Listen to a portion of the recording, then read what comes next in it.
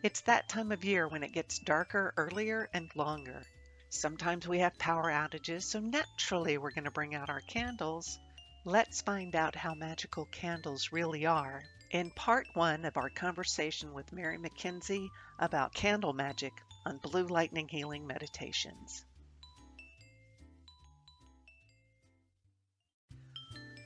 Welcome to Blue Lightning Healing Meditations. My name is Susie Parker Goins. I'm a channel, so I bring forward your guides so you can connect more easily with them, allowing you to have soul-deep conversations with them whenever you want. I'm also an energy healer, past life explorer, a teacher. My goal is to empower you by teaching you these techniques that you can use on your own. We work together to find and identify the blockages to your growth and release them, inviting you to explore your possibilities. I'm available for phone and virtual sessions. The best way to contact me is Susie, that's S-U-S-Y, Susie at bluelightninghealing.com. Visit bluelightninghealing.com for up-to-date information. Blessings.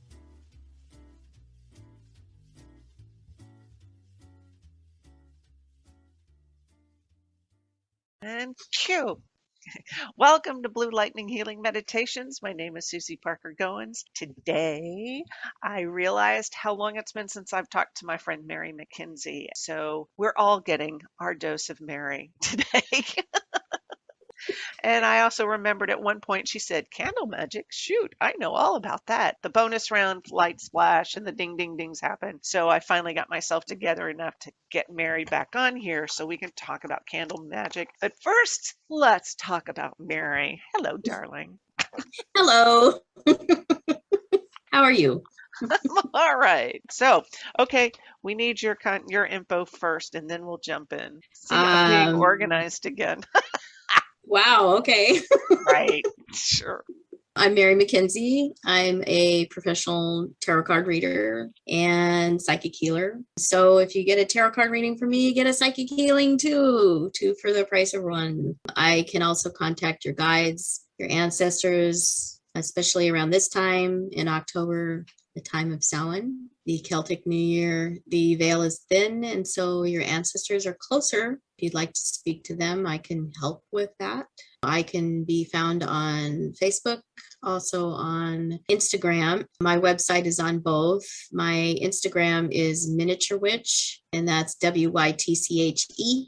My website will tell you everything that I do. I'm more than happy to help anyone out who would like a reading and a little bit more insight into their life. I've had readings from Mary, and I'm scheduling another one. Let me tell y'all, she is down to earth and to the point. She doesn't coddle, but she's kind of like, no, she's not kind of. She is very straightforward and doesn't sugarcoat it. But she also comes from such a place of compassion and love. And she knows, let me talk about you in the third person, Mary. I have found that you're straightforward, but you tell us the options. Oh, boy, I'm really going to have to go over that again. No, I like getting a reading from Mary. That's all there is to it. Today, I wanted to talk to you about candle magic. Blowing out a birthday candle, that's candle magic because you make a wish and then you blow it out and the smoke takes it up into the universe. There was one birthday party, you know, when the kids are young, there's always somebody who wants to blow out the candles with the birthday kid and then all the, oh, you blow out the candle. All right, that's right. We'll light it again. And I got to where I was just making individual cupcakes so everybody could blow out a candle. So subversive. But yeah, nobody blows on candles anymore. But I know there is a lot of cultural context to it. Growing up Catholic, we always had our votive candles. And they used candles a lot in marriages. There's one great big tall one, the Paschal candle, I think they call it. So they used that one all the time. Those were made out of special beeswax, if I remember right. Well, And most candles were made out of beeswax, so it was just easier because it was wax. They didn't have to make the wax; it was already made. So that's something that a lot of people don't know. And before then, it was oil. You know, everybody had oil lamps or lights, so candles were a relatively new form. And then tallow, the use of tallow came later from unfortunately coming from whales, and the whale oil and everything was used to make the tallow because the beeswax wasn't as easy to get, and the tallow made candles were cheaper and easier to make. So that was for the reason for the switchover, but most everything originally was beeswax. But with magic, see, I'm not really well versed as far as Middle Ages magic and stuff like that, but you can imbue anything with intention. Yeah, intention is the point of magic. I was just talking to a friend of mine the other day about this as well, because she was very hung up on some magic that she was trying to do and going through the steps and making sure that they were exactly right and everything. And there is a form of magic, high magic, ceremonial magic, that it is very important to do every single one of those steps right. You're involving a lot more. But if you're doing earth magic that comes from your heart, from your empathy, from your compassion and love for whatever it is that you're doing or you want to do, say you're doing a healing for someone, that's more on an intuitive level. And so there aren't just strict rules to follow. But the reason why there are guidelines and rules is because they're like anything, there's trial and error. People that have been doing many different types of magic for hundreds and hundreds and hundreds of years, and they know what works and what doesn't. So what you come up with when you're looking at these guidebooks and information is you're essentially reading somebody's successes and failures. We can only give you a little bit of a guide here and there. We know pretty sure that X, Y, and Z, this works. But if you don't have the right frame of mind, if you're ill, if you're angry, you don't want to be doing any kind of spiritual magical work anyway in those states of mind, because when you do spiritual magical work, you're opening yourself up to other planes of existence, all kinds of energies around you, and you don't want any harm to come to you. Right. And if you're not in the right state of mind, it can harm you. Yeah. So you want to be clear on what you're doing. And so that's why it's important to have the right frame of mind and the right intention before you do anything, candle magic or whatever magic you're doing. Yeah.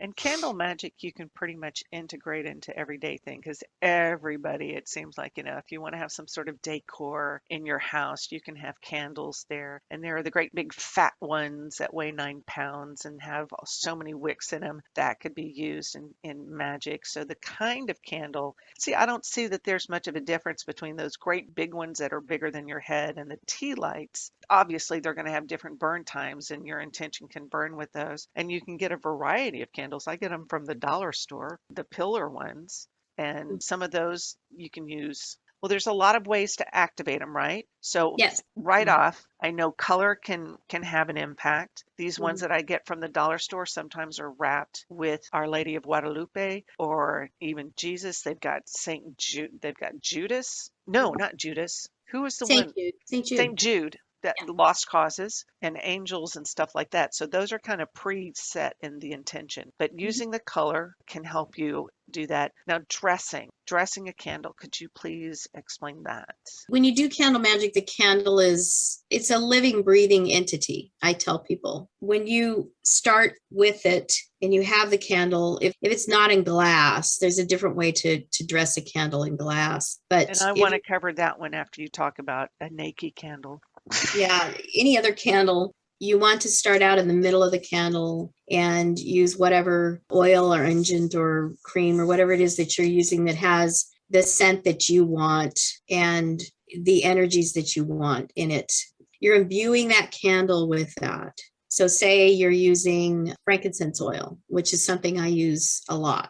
Frankincense is extremely high vibration. It's extremely powerful, so it will bring in major high power into anything. It's also very cleansing and protective. So it kind of hits all the bases. But you want to make sure that the candle is completely covered. And the traditional way to do that is to start in the middle of the candle and work up and down, work up and down, work up and down. So just take the oil and dot it in the center of the candle, and then take your hands and just rub it up and rub it down onto the candle until it's completely covered, especially the top and the bottom. And of course, while you're doing this, as in any kind of magic that you do, you want to be concentrating on what you want. You're telling the candle like you would program a computer. You're programming the candle and you're telling the candle, this is what I want. This is what you're becoming. This is what I'm making you into. Because as you burn the candle sends that energy out to,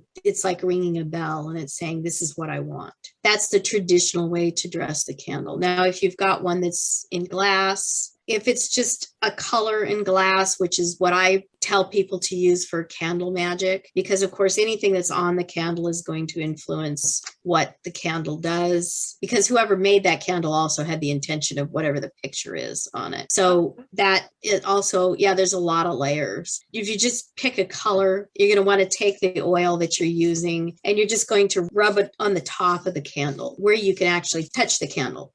Okay. And if you want to add anything extra to it on the glass or whatever, you can draw it on the glass. You can paint it on the glass. I have a friend that makes glass candle sleeves. They're like a glass candle, except there's no candle in it. It's just glass. And she paints things on the glass that represent what you want. She mostly does deities, but it's large enough that you can slip a glass 7-day into it. They can reuse it and reuse it. It's really wonderful. I can give you her information when we're done here, but that's what you want to do with a glass candle. And glass candles, if you're using those, unless you have intended, like I have 3 candles that are in glass, but I only burn them for about 20 minutes during a ritual that I do. But they know that. I've told them that's their intention. But most glass candles, when you start the burn, you want it to burn all the way through. So of course, you want it to be somewhere where it's going to be safe and it isn't going to be knocked down by a cat or a child or anyone that could burn your house down. Most glass candles are set up to where they are self-extinguishing. Also, they're really, really safe to use, actually. If they're knocked over 99 times out of 100, they'll put themselves out. The way they're set up, you never know. There's always that 1% where it could catch on something or, and of course you don't want hot wax ruining whatever it is they fall on. So, but anyway, that's to kind of circle back. That's how you would dress candles. Okay. Dressing the glass doesn't make sense but writing on it, because with water bottles and stuff, there are stickers you can put on it. Sure. When you want to program the water, so you could program the candle with that. I know I light my candles with intention to help heal anybody. For the purpose of, say, a spell or a working of some sort, you want to have a candle that you can leave running and that it doesn't need to be one of those 100-year candles that goes and goes. So the size of the candle can be used to your benefit. Yeah. The tea lights are the very small ones in the little aluminum containers. Mm-hmm. Can you use those in spell work? Oh yeah. In fact, you can take them out of you just want to make sure that you put them in something that can contain the heat from the aluminum that they're wrapped in. And of course that's easy. Lots of places sell little glass holders for tea lights. So I like tea lights because they don't burn very long. And so you can a lot of us are really busy. We've got a lot going on in our lives. A lot of us have jobs. And so if you want to do candle magic, tea lights now come in all different colors. So you get green or blue or yellow, whatever you want, and do a little tea light spell. And that little tea light, I think, will burn maybe an hour, hour and a half, 2 hours at the most. Okay. Yeah. And then you're done. I use them for full moon and new moon rituals. I actually have a bunch of black new moon tea lights that I use for dark moon, new moon. And then of course you can get white tea lights anywhere. Yeah. And that's what I use for full moon. But for me, it's just, I like to set things on my windowsill so that the moon can see my spell and become a part of it. I always invite the outside. I have a couple of really beautiful trees outside of my apartment window. And so it involves nature into that after I'm done doing whatever it is I want to say or do. I set the candle on the windowsill. And then it's also safe from the cats. They can't get to the candle. And so it's able to sit there and burn in peace, because that's something else. When you do candle magic, you don't want your candle to be disturbed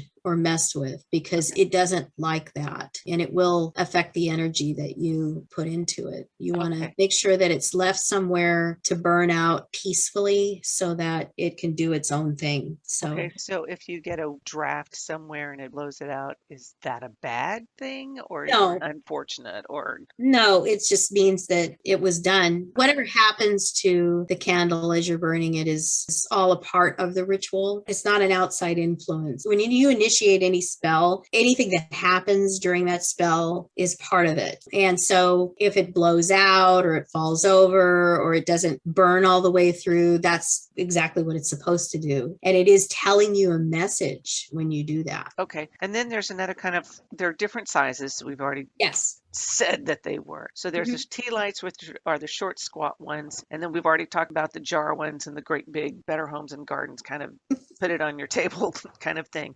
Now, the other ones I know about are chimes and tapers. Yeah. Yeah. So a chime, fill me in on the chimes, please. The chime candles are a specific size. Those are really popular in metaphysical bookstores also to get because they also are really short burning. So again, they're for people who want to do a spell but don't have a lot of time to have it burn like for days and days and days. So that's its main reason why it's the size that it is. If you get the actual chime that the candles are meant to burn with, because the heat from the candle runs the chime. Oh, it's those little metal things that look like a little fan, and there's got a cherub up top, and then you run the and it spins it, and sometimes there is a chime part attached to it, so it rings. Okay, Yeah, so those they're are like cool. 3 or 4 inches tall. Yep. Okay. Yeah. Those candles they're readily available in any metaphysical bookstore. But I will tell you that candle magic is becoming more challenging to do because unless you go to a metaphysical bookstore or like a specialty decorative store, like I was in Cost Plus yesterday, and they do have some candles. Most places don't sell candles anymore. They're starting to be considered dangerous. So they just don't sell them anymore. You can't get them at craft stores or,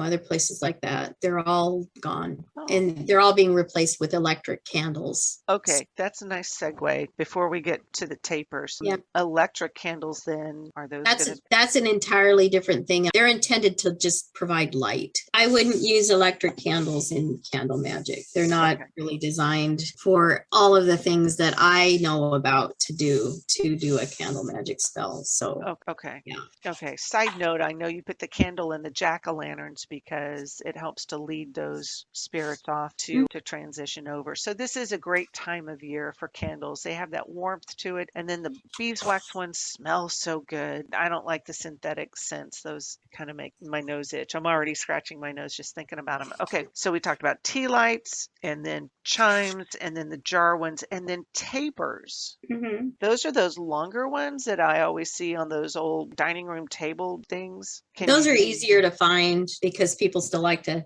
buy those for romantic dinners, I guess. You can use those too. Sure. You would dress them the same way that I said previous.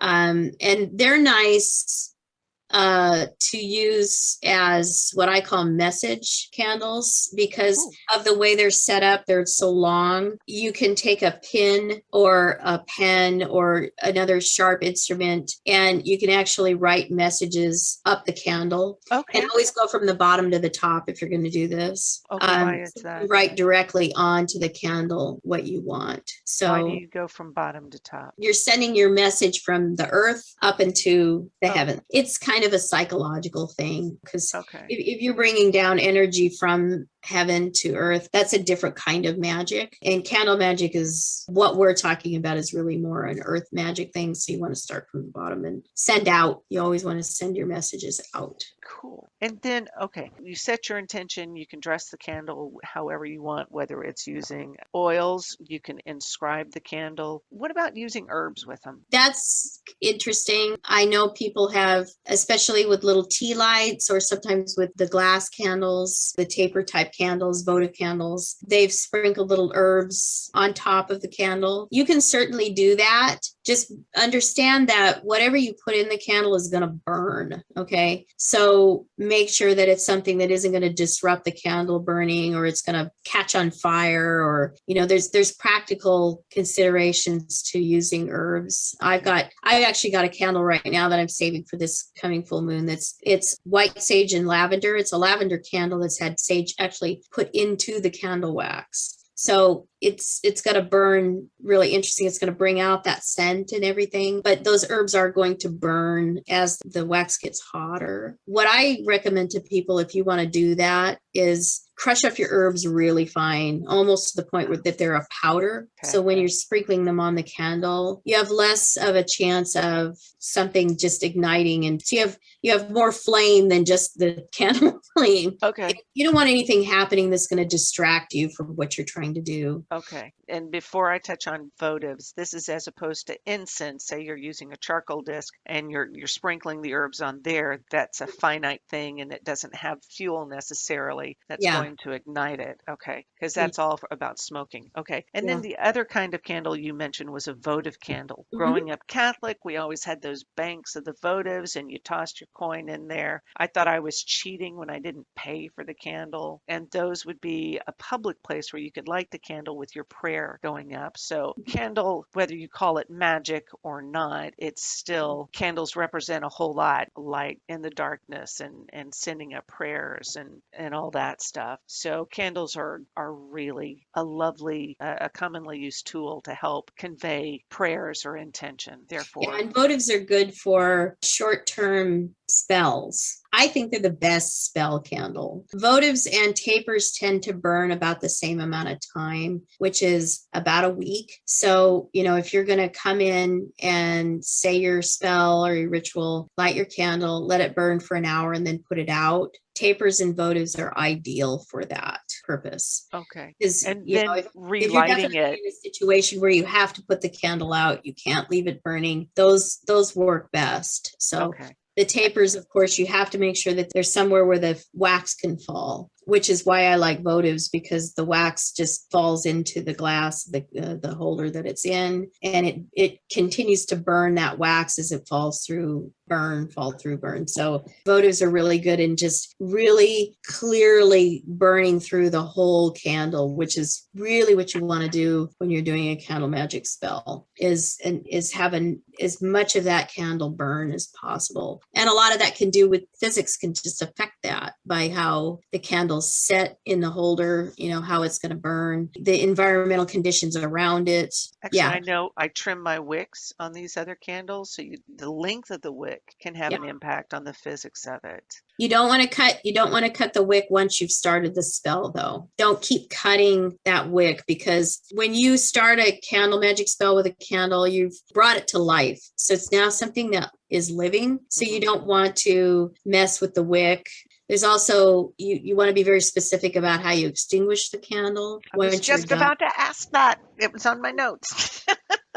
Yeah. Whenever possible, try not to blow out a candle, because you're taking that intent and you're just literally blowing it away, and just it's like taking an eraser and erasing something you've written on a chalkboard. You're essentially doing the same thing. That's why they have candle snuffers. A candle snuffer, when you snuff out a candle with a candle snuffer, you're putting it to bed, you're putting it to sleep, and you're saying thank you. Always thank the candle when you do this, and just put it out. And you're doing that with the intention that, yes, I'm going to come back to you and light you again, but I'm just kind of putting you to sleep now. It's always good to have a really nice candle snuffer. And the type that I like is the little bell part that snuffs out the candle is on a holder that swivels. Yes. So that the handle part of it, you can either drop it down a glass candle if you need to put that out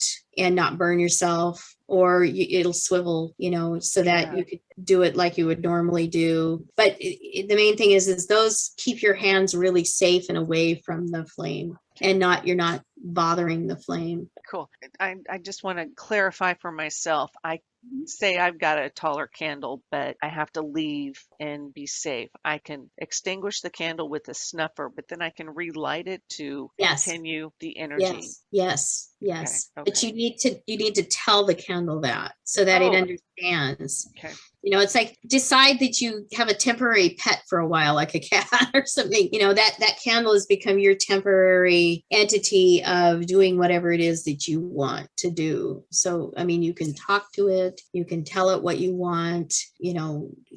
Another thing you can do with candle magic is, as it's burning, how the flame is emanating tells you a lot about what's going on with the candle. If the flame's really high and strong, it it's doing its thing. If it's low and it's not working out, it's probably got some issues with what you want to do, or you're not really that great on what it is you're trying to do, even though you think you are. And of course, there's the practical end of this. There could be something wrong with the candle.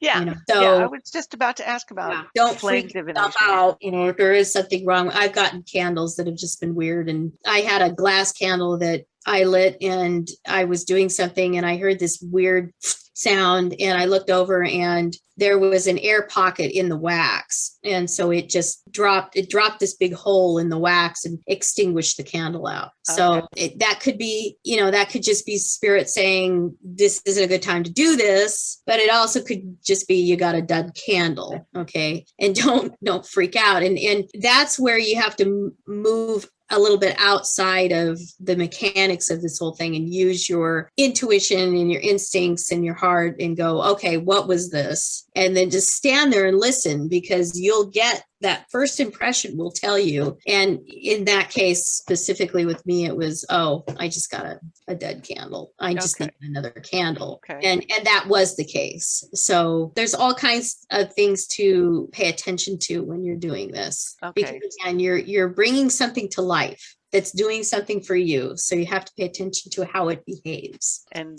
then using the ever popular discernment.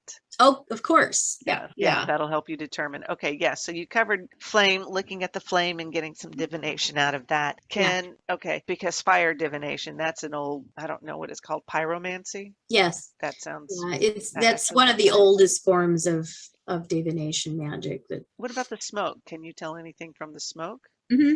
Yeah. If a candle is smoky, again, if it's not the candle itself, because sometimes candles are poorly made, but if it's smoky, then that's something that to pay attention to as well, because it's something that could be sending messages that really have nothing to do with what you're doing. It could be additional messages. It's really rare these days to have a candle smoke while it's burning. I mean, they smoke when you put them out, of course. Right. Smoke is something more to watch when you're using incense. It will tell you all kinds of things as it moves out of whatever it is it's burning. That was smoke divination is also very, very common form of divination also. But insofar as candles are concerned, it's probably not a good sign if they're smoking for one reason or another. So that is something to pay attention to. But again, this is all the behavior of what's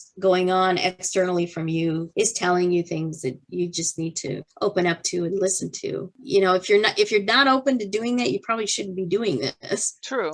So I remember way back when I was opening up to abilities and to doing things, that there was a meditation in which you had a candle going in front of you and you were trying to manipulate the flame. Is that still a thing? Making it grow taller, making it grow smaller. You always it was a way of physicalization of mind control, which sounds really creepy and sci-fi right now, but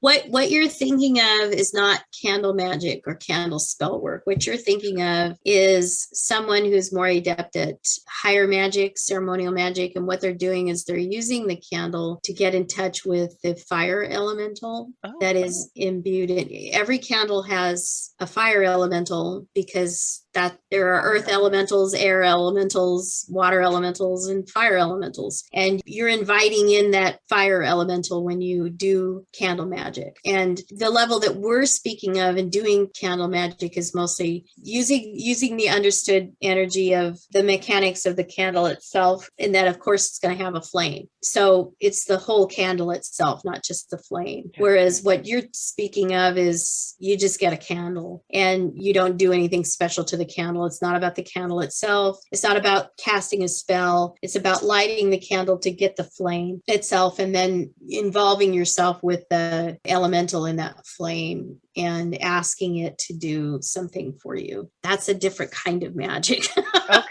Okay. So, yeah. So it doesn't sound like that's that kind of, it doesn't sound like lighter, more casual magic. Oh, yeah. Okay. Got it. So it's not about, got it. Okay. Let's see. Colors of candles. Oh, there's so very many important. references. Very, very important. Thanks for listening to part 1 of my conversation with Mary Mckenzie about candle magic. Next week, we'll dive deeper into colors and how to use magic to your benefit.